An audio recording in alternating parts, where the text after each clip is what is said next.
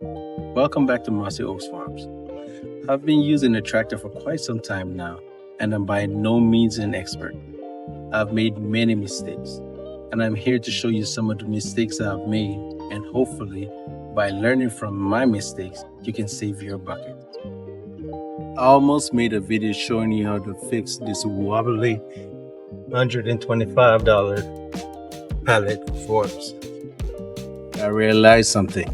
I was the problem, not the forks. I had the stabilizer bar too far forward. By moving it to the rear of the pallet, it changes the geometry and they're locked in solid. Let's demonstrate it.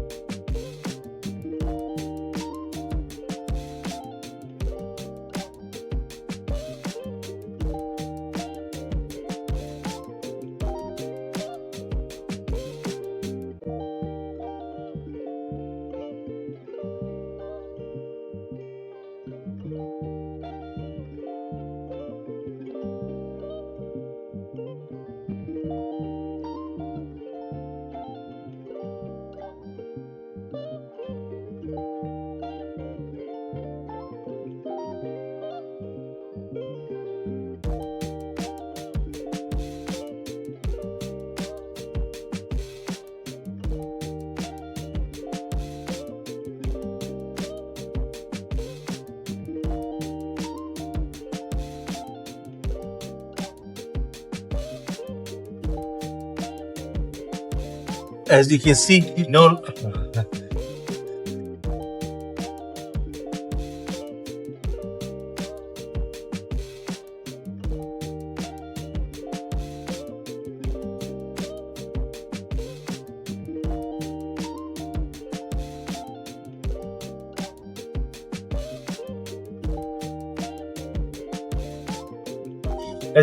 they no longer move. Let's turn attention to the reason why we love wood tractors, the quick attach system. Now, there are times where we might disengage or engage the handles and the pin doesn't move as it should. Now, what happened to me was I engaged the handle thinking that the pins were secure, but they weren't secure. And when I went to dump my load, the bucket fell off the tractor.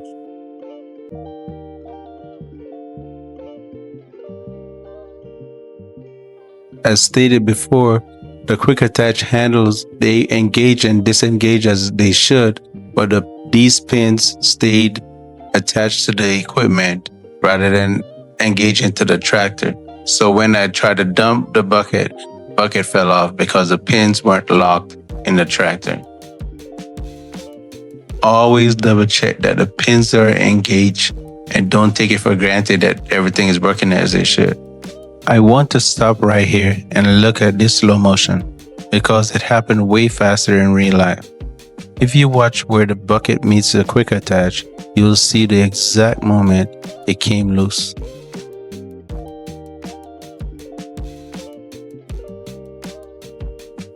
Right there. That's a point of no return. Once that gravity took over, there was absolutely nothing I could do but watch $500 worth of steel hit the ground. It's a sickening sound when you're in the driver's seat. And honestly, seeing it back like this makes me realize just how lucky I was that no one was standing on the other side of the tractor. Let's talk about some other things that will destroy your bucket. These forks are strong, but they act like a giant pry bar on your bucket edge. If one tooth digs into a root while the others are free, it puts a twisting force on the metal. I've had teeth bend and even break off. Now, this mangled pile of steel is my previous debris fork. What happened is it got stuck under a root and I kept trying to lift it. Once they become bent, they become cumbersome to use, but they are a great value for the money. Make sure that the bolts are tight, that the jam nut is being used. Lifting heavy logs can result in the bolts becoming bent. Should that happen, just cut them off and get some new ones at Home Depot. I love this debris fork so much that I got me a second pair. Even worse, if the forks comes loose, the weight shifts instantly. That sudden thud of shifting weight is exactly how I broke my bucket last time. Look at these nuts. Most bolt-ons comes with 2 nuts per bolt. If you lose one or get lazy and don't use a jam nut, the bolt vibrates loose. Once it's loose, the flat surface of the fork stops pushing against the bucket and the bolts start acting like a punch, denting the steel. Over time, those dents become weak spots.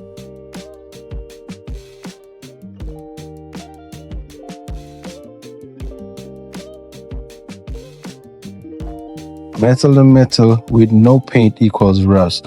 On tractor buckets, that rust travels into the corners where the stress is highest. This is exactly what happened to me. A combination of rust and the stress of bolt-on tools caused a structural crack. Taking a closer look at aftermath here, this isn't just a mess. It's a roadmap of what went wrong. You can see the sheer force of the impact by how damaged the corner of the bucket is. Looking at the damage now, I've realized a few things I'm going to change immediately. First, I'm going to do a tug test every single time I hook up. Second, I'm going to make sure that the jam nuts are present before use and that the bolts are tight. And third, if I see exposed metal, I will make sure to paint it before it gets worse. Now, if you're running a Kioti CX2510 or something similar, check your locking plates for this kind of thing. It's easy to overlook during a busy day, but as you can see from this pile of junk in front of me, it's worth the extra 30 seconds to double check. Now, if you'd like to see how I repaired this bucket, check out this video here. If you're going to use these, you must add material to the bucket or at least keep it painted and tight. The verdict. Bolt-ons are great for the price, but they aren't set it and forget it. Check your tightness every 15 minutes of work. Use stabilizer bars correctly. If you see paint, correct it before it turns into a crack. And the number one thing that will save your bucket is keeping it out of the weather. Thanks for watching my mistakes video. Hopefully you can save your bucket.